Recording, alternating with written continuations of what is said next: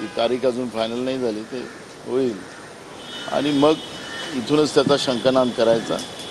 महाराष्ट्रातल्या भ्रष्ट सरकारला आणि शेतकरी विरोधी सरकारला, तरुणांच्या विरोधात असलेल्या सरकारचा, गरिबांच्या विरोधात असलेल्या सरकारला, महायुतीच्या त्या भ्रष्ट सरकारला हद्दपार करणं हाच आमचा महाविकास आघाडीचा एक अजेंडा राहणार आहे आणि त्याचे सगळे मुद्दे प्लॅनिंग सगळे तयार करण्याचं काम सुरू आहे. जाहीरनाम्यासंदर्भात सुद्धा काही चर्चा झाली का? जाहीरनाम्याची सुद्धा कमिट्या बनल्या जातील.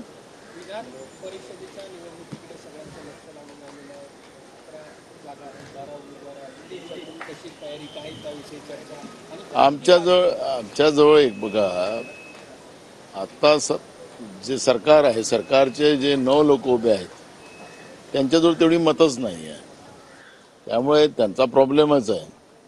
आमचे 3 उमेदवार निवडून येतील. फडणवीसांचं म्हणणं आहे की एक उमेदवार मागे घ्या, तुमच्याकडे मतं नाही, फडणवीस असं म्हणतात. अरे, घोडेबाजार करणारीच लोक घोडेबाजाराची चर्चा करतात आहे. त्यांची जी संख्या आपण पाहिली, 8 उमेदवारांसाठी बरोबर आहे, पण जो 9वा उमेदवार त्यांनी टाकला त्याला 20-25 मतं आणणार कुठून हे लोक? त्यामुळे घोडेबाजार, त्यांना भ्रष्टाचाराने पैसा कमवला आणि आता पैशाने विकत घेण्याचा काही प्लॅन त्यांचा चाललेला असेल आणि म्हणूनच राज्याचे उपमुख्यमंत्री, गृहमंत्री हे घोडेबाजाराची चर्चा करत आहेत.